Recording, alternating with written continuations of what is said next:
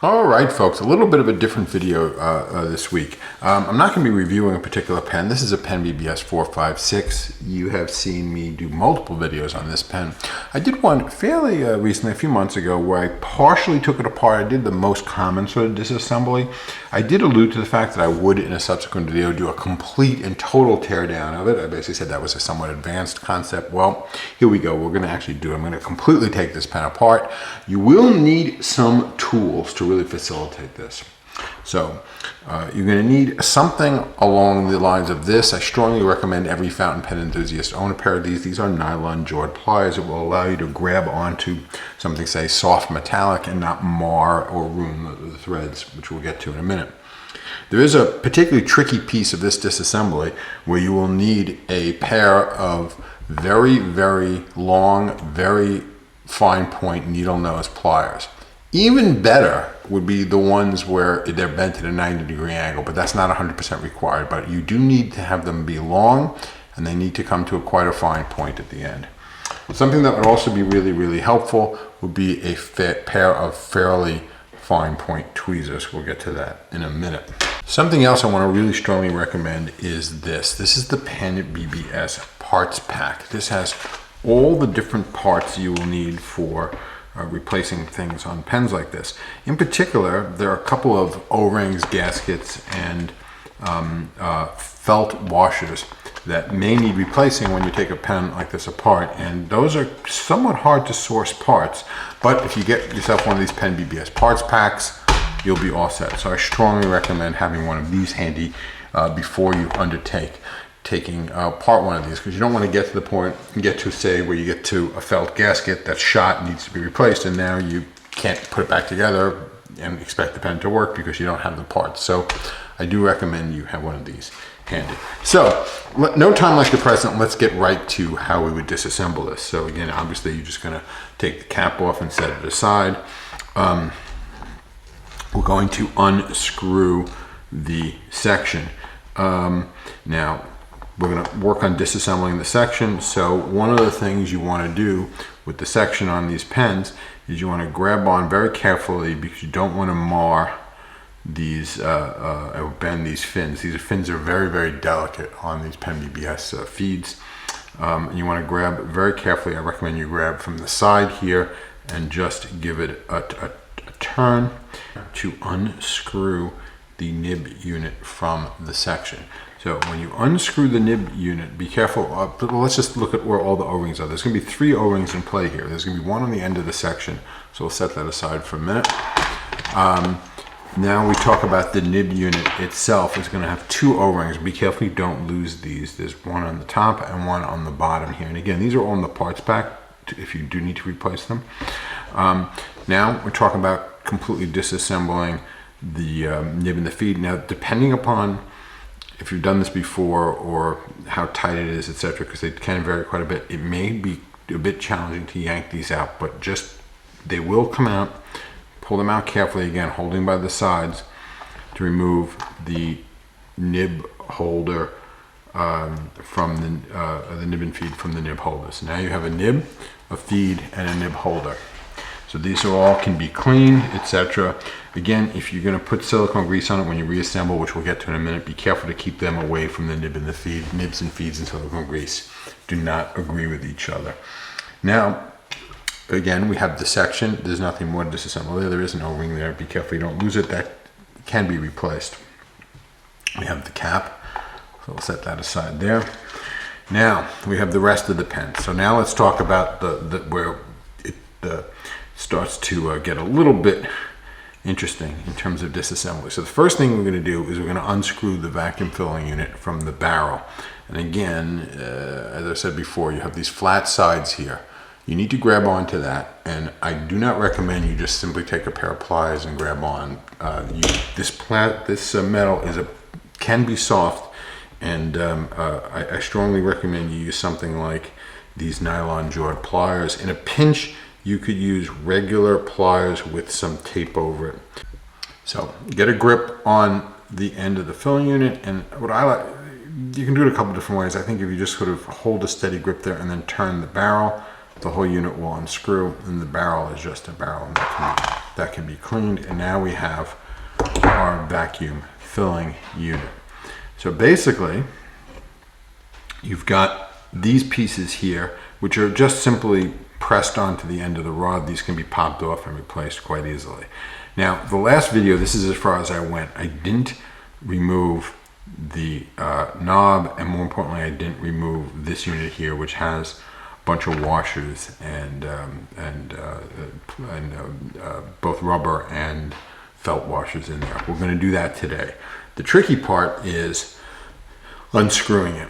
And if you look in here, you will see two notches in the end of the unit there that need to be engaged in order to unscrew this cap, because what happens is this cap turns freely on here, but you need to essentially hold that part inside here while you turn this to remove it. And this is where these very thin needle nose pliers come in.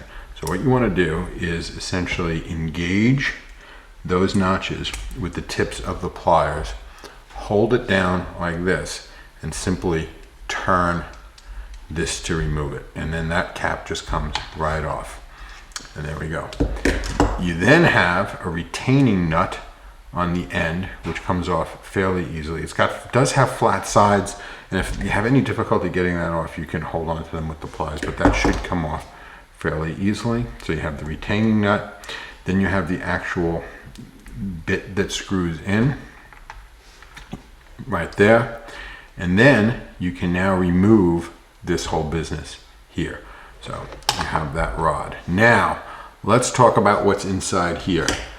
And this very often will get some wear and tear and need to be replaced. So what you're going to pull out first from this end is a rubber O-ring. This has got some silicone grease on it, so it's going to be a little tricky there. Next, packed in there will be a felt washer. That again can be replaced. It's inside the parts pack. And that's it for that side. If you turn the other side over, there will be another rubber washer stuck in here on this side, which we're going to pry out like so. So don't get these parts mixed up. So on the larger end of this unit, you have this rubber washer. So this is not an O-ring, this is a washer. It's got flat sides.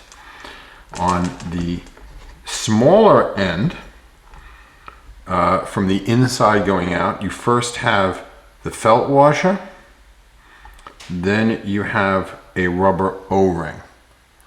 So don't get those mixed up.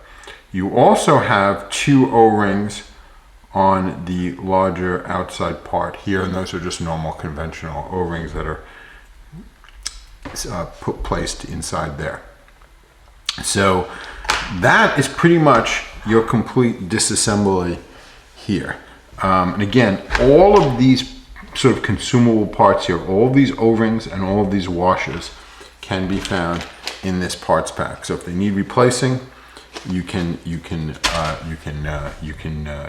that. So now let's get to putting this back together.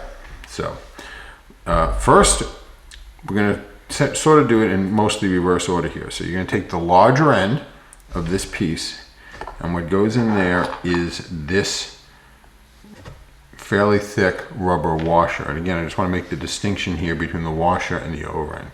So let's put them both on here and get a look at it. So the one on the left is the O-ring, and the one on the right is the washer. So on the large end here, we're going to put the rubber washer. And that's going to go in, and that has to seat fairly tightly and fairly well. Not terribly difficult, but just use your tweezers and make sure that that is well seated in there.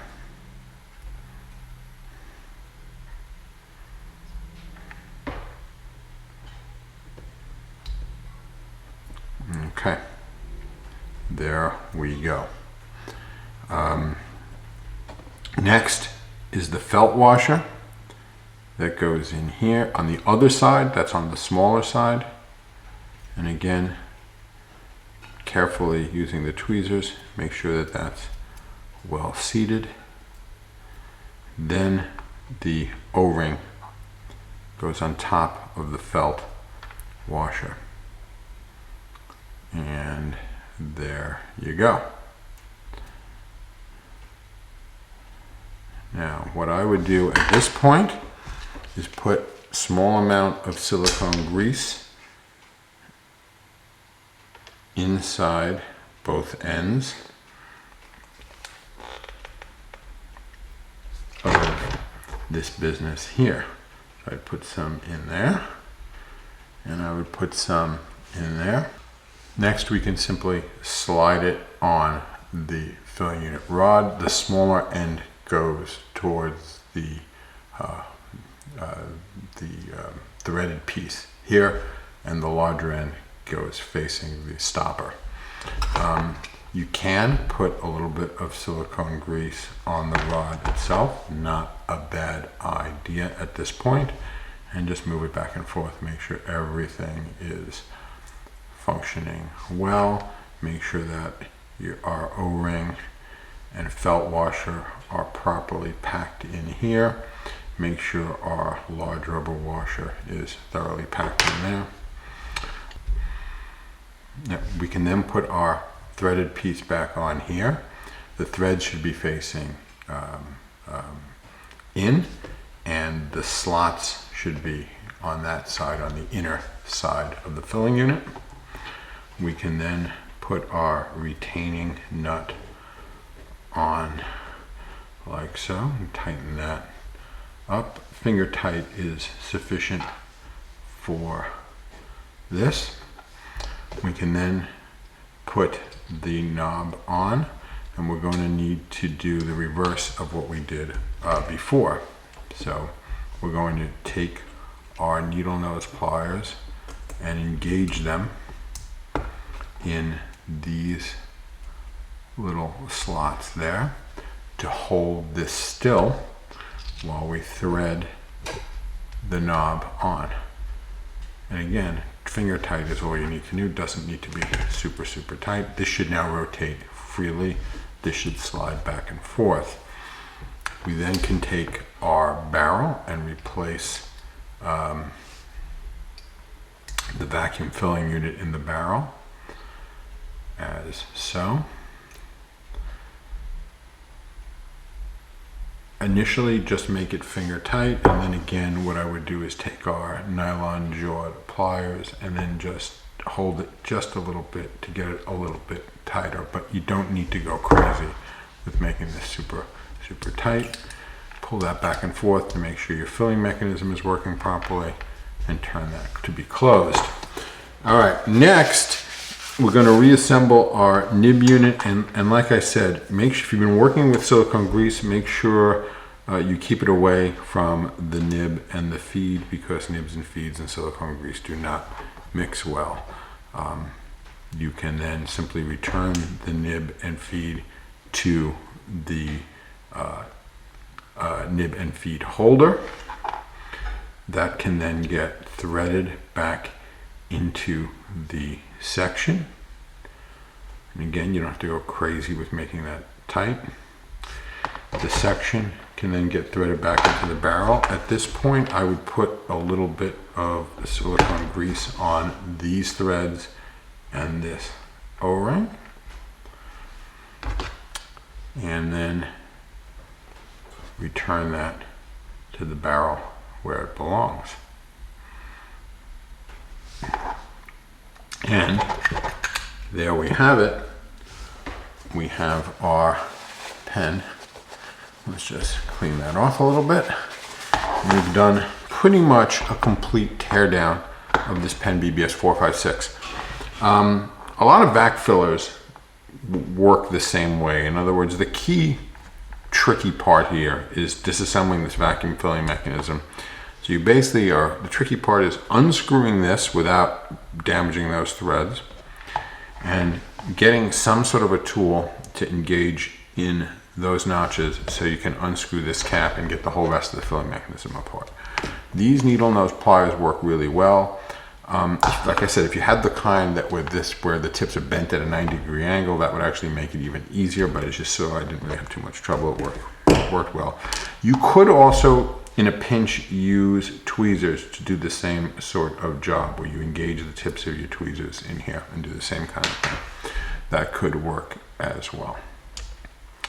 Well, I certainly hope you enjoyed this video and found it useful and informative. I did have quite a few people requesting that I show the full teardown, which I did promise. So there you go. And until we see each other again, have a great day, and I'll see you next time. Bye-bye.